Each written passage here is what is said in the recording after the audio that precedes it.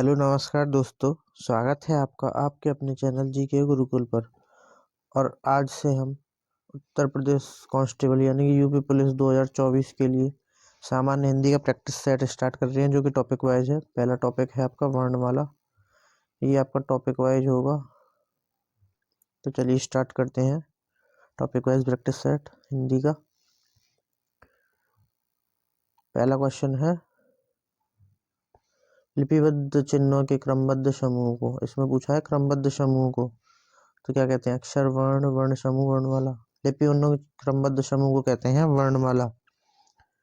Question number 2 है, कौन सा वर्ण अमानक है? ऐसा ही क्वेश्चन बीएड के एंट्रेंस में पूछा गया था, उसमें ऑप्शन अलग थे लेकिन। तो चलिए इसका देखते हैं। ख, ध, ज, भ। तो इसका राइट आंसर हो जाएगा झ। क्या हो जाएगा? क्योंकि 25 वर्ण होते हैं संघर्ष स्पर्शी व्यंजन और 4 होते हैं स्पर्श संघर्षी। कौन कौन से? च, छ, ज और झ। तो झ हो गया स्पर्श संघर्षी, बाकी इसमें से कोई नहीं है। राइट आंसर हो जाएगा ऑप्शन सी। क्वेश्चन नंबर 3, वर्ण किसे कहते हैं? तो पहला ऑप्शन है, यह भाषा की सबसे बड़ी इकाई है। यह भाषा की सबसे छोटी इकाई है। इसके खंड हो सकते हैं, इनमें से कोई नहीं। तो इसका राइट आंसर हो जाएगा ऑप्शन बी। यह भाषा की सबसे छोटी इकाई है प्लस इसके खंड नहीं हो सकते। क्वेश्चन नंबर 4, लेखन के आधार पर वर्णों की संख्या। लेखन पूछे या मूलतः पूछे तो वर्णों की संख्या है 52, और मूलतः वर्ण भी होते हैं 52, लेकिन उच्चारण के आधार पर पूछे तो री हट जाता है, फिर हो जाएगी 51। क्वेश्चन नंबर 6, संयुक्त को छोड़कर हिंदी में मूल वर्णों की संख्या। तो 52 में से संयुक्त 4 हटा दीजिए तो कितने बचे? 48। मूल संख्या हो जाएगी 48।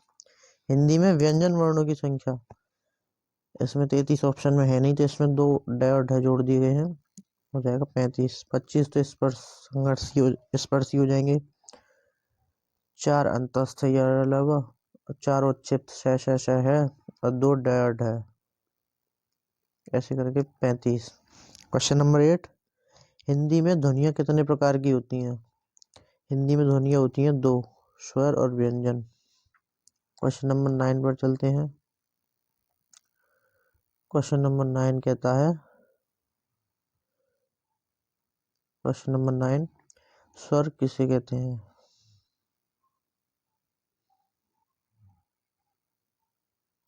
क्वेश्चन नंबर 9 के ऑप्शन है, जिनका उच्चारण लघु और गुरु में होता है।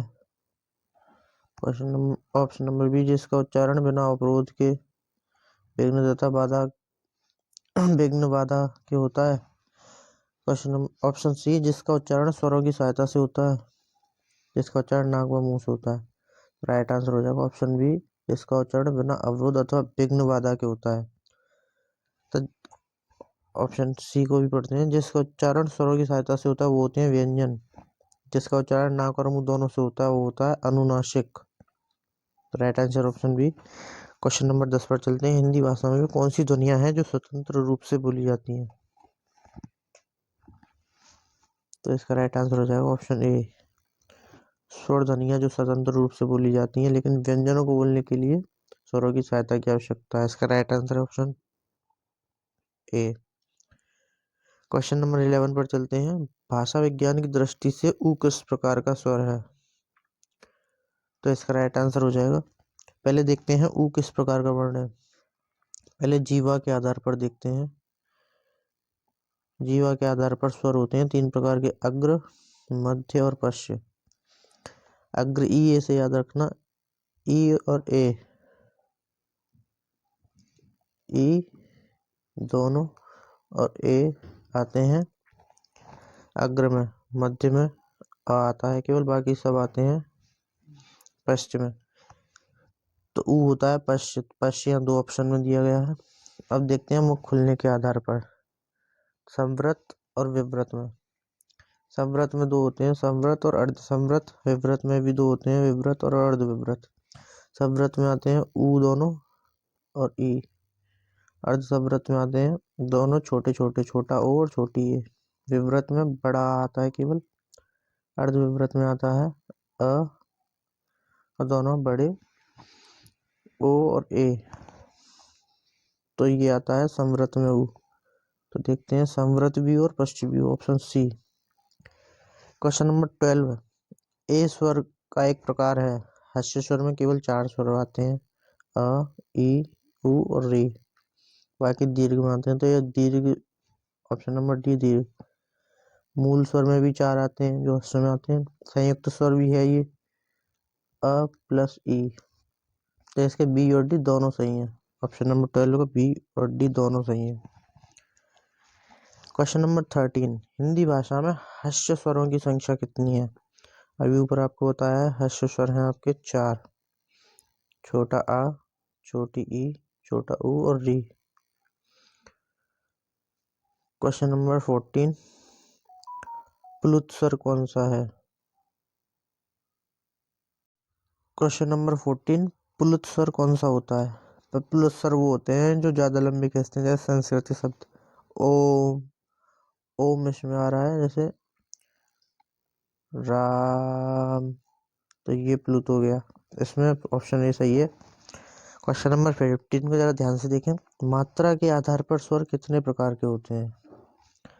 तो मात्रा के आधार पर स्वर 3 प्रकार के होते हैं। कौन कौन से?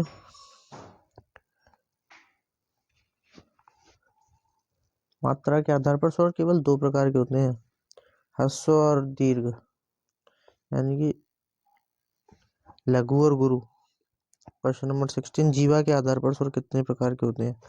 अभी थोड़ी देर पहले ऊपर बताया था, जीवा के आधार पर 3 होते हैं, अग्र, मध्य और पश्य। मध्य में केवल आ आता है, अग्र अग्रीय से याद रखना ई दोनों और ए दोनों, बाकी सब इसमें आएंगे। क्वेश्चन नंबर 17, निम्नलिखित में से कौन सा अग्र स्वर नहीं है?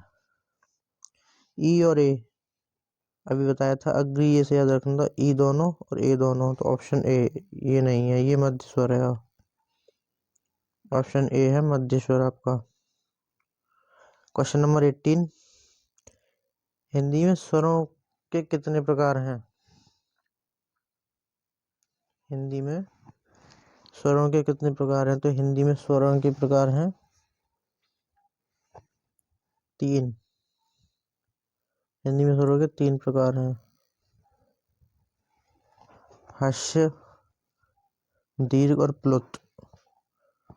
हस्व, दीर्घ और प्लुत। क्वेश्चन नंबर 19, हिंदी वर्णमाला में अंग और अ क्या है? तो हिंदी वर्णमाला में अंग और अ अयोग वहाँ है, ये तो बहुत इजी क्वेश्चन है। क्वेश्चन नंबर 20, जिसके उच्चारण में दीर्घ स्वर से भी अधिक समय लगता है, तो दीर्घ स्वर से भी अधिक समय प्लुत के में लगता है, जैसे राम, ओम। क्वेश्चन नंबर 21 देखेंगे, निम्नलिखित में से कौन स्वर नहीं है? तो अ स्वर है, उ स्वर है, ए स्वर है, ऐंया ये स्वर नहीं है, व्यंजन है। क्वेश्चन नंबर 22, उच्चारण के समय जीव की स्थिति के अनुसार स्वरों के कितने वेद हैं? यानी कि जीवा के आधार पर अभी बताए 3 वेद हैं, अग्र, मध्य और पश्य। क्वेश्चन नंबर 23, भिन्न भिन्न स्वरों के मेल से जो स्वर उत्पन्न होता है उसे संयुक्त स्वर कहते हैं, जैसे अ प्लस ई से ए उत्पन्न होता है, जैसे संयुक्त स्वर कहते हैं। मूल स्वर वे होते हैं जिस मूल स्वर 4 होते हैं, अ, छोटा आ, छोटी ई, छोटा ऊ और री।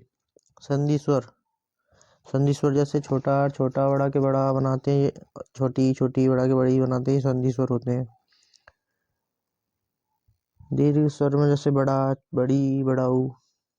संयुक्त स्वर बताई दी। स्वर किसका भेद है? क्वेश्चन नंबर 24, तो स्वर किसका भेद है? स्वर वर्ण का भेद है। वर्ण के 2 भेद होते हैं, स्वर और तथा व्यंजन। क्वेश्चन नंबर 25, किस शब्द में री स्वर नहीं है? तो जिनमें ऐसे नीचे आता है उन सब में री स्वर होता है, रिवाज में री नहीं है, रिवाज में सिंपल वाला र है। क्वेश्चन नंबर 26, अयोग वाह कहा जाता है। अयुग्मा अनुस्वार और विसर्ग को कहा जाता है, छोटी अंग और बड़ी अंग। क्वेश्चन नंबर 27, ए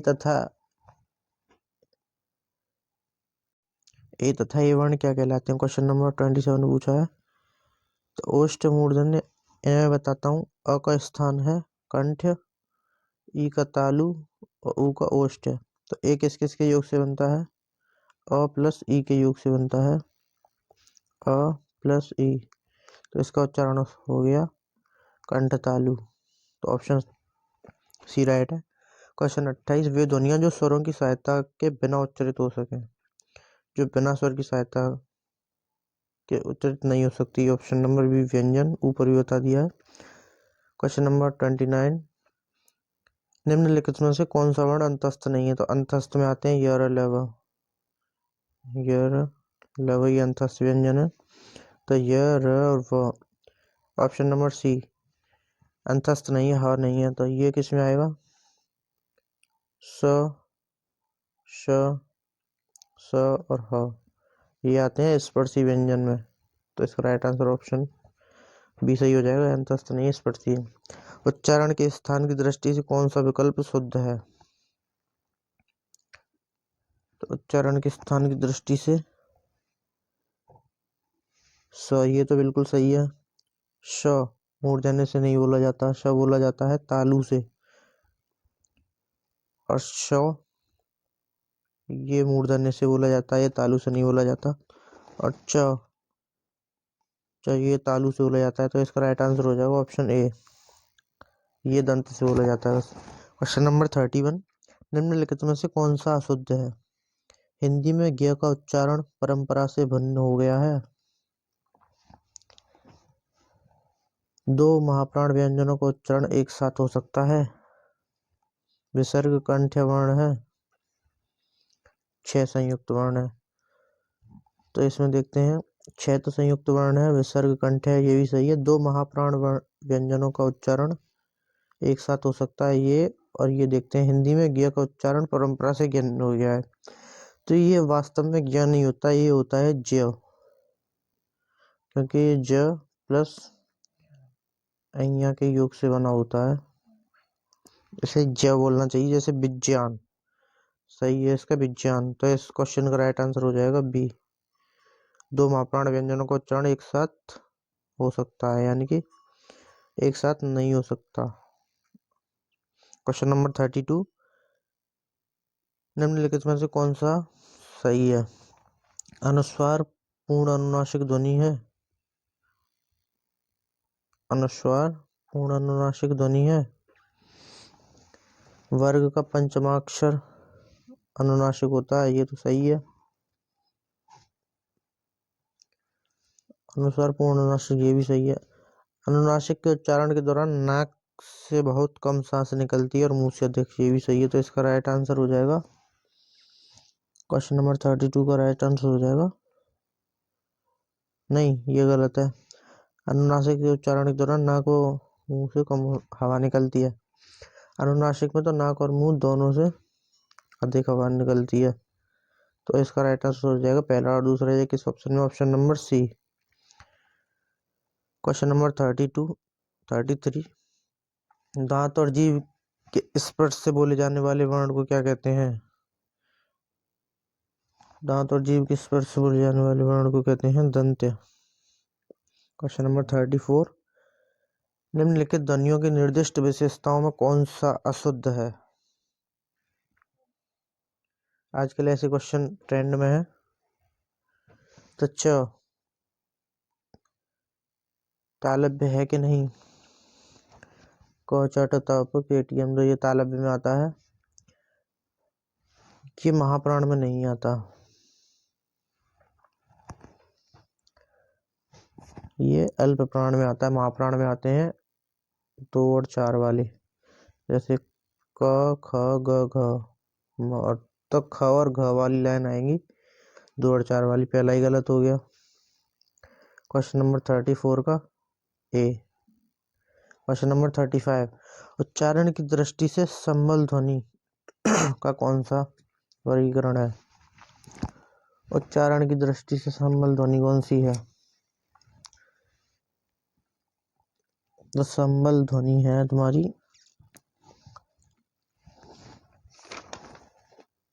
संबल ध्वनि है संयुक्त।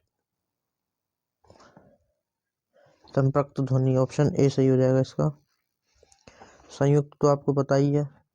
युग्मक ध्वनि, जब एक ही ध्वनि द्वित्व हो जाए, जैसे दिल्ली, प्रसन्नता, तो ये होती है युग्मक। संयुक्त आपको पता ही है। और संपृक्त ध्वनि क्या होती है? जब दो या दो से अधिक व्यंजन ध्वनियां परस्पर संयुक्त होकर संयुक्त ध्वनियां कहलाती हैं, जैसे प्राण, संबल, ये वाली। क्वेश्चन नंबर 36 में डाउट है, वैसे 36 का राइट आंसर है जाएगा, केवल संस्कृत शब्दों में आता है ये। 37 न वर्ण का उच्चारण स्थान है। न वर्ण का उच्चारण स्थान है दंत्य। इसमें क्या है? क्वेश्चन नंबर 37 का राइट आंसर हो जाएगा ऑप्शन नंबर डी, दंत और नासिक। ये पंचमाक्षर भी है ना, तो ये हो जाएगा ऑप्शन नंबर डी। आज आपके 40 क्वेश्चन होंगे, 3 क्वेश्चन और बचे हैं। च छ ज झ यहाँ का उच्चारण स्तर होता है तालव्य, तो ये बोले जाते हैं तालु से। ऑप्शन नंबर 3 हो जाएगा। प्रत्येक वर्ग का दूसरा और चौथा अक्षर, अभी मैंने बताया प्रत्येक वर्ग का दूसरा और चौथा अक्षर होता है महाप्राण। ऑप्शन नंबर ए सही हो जाएगा। Option number A. Question number 40 और 41 आपके लिए होमवर्क है। च वर्ग का उच्चारण स्थान मुंह के किस भाग से होता है? अभी बता गया है, च वर्ग का उच्चारण स्थान होता है तालु से। Option number D. Question number 41 जो कि आपके लिए होमवर्क है, निम्नलिखित वर्णों में से पंचम अक्षर है। ये तो बहुत इजी क्वेश्चन है, इसका जवाब कमेंट बॉक्स में दें। और ऐसे ही टॉपिक वाइज हिंदी की और वीडियो पाने के लिए हमारे चैनल को सब्सक्राइब कर लें और लिंक से टेलीग्राम ज्वाइन कर लें इसकी PDF के लिए। वीडियो को लाइक करें और चैनल को सब्सक्राइब करें और लिंक से टेलीग्राम ज्वाइन कर लें। वीडियो देखने के लिए धन्यवाद।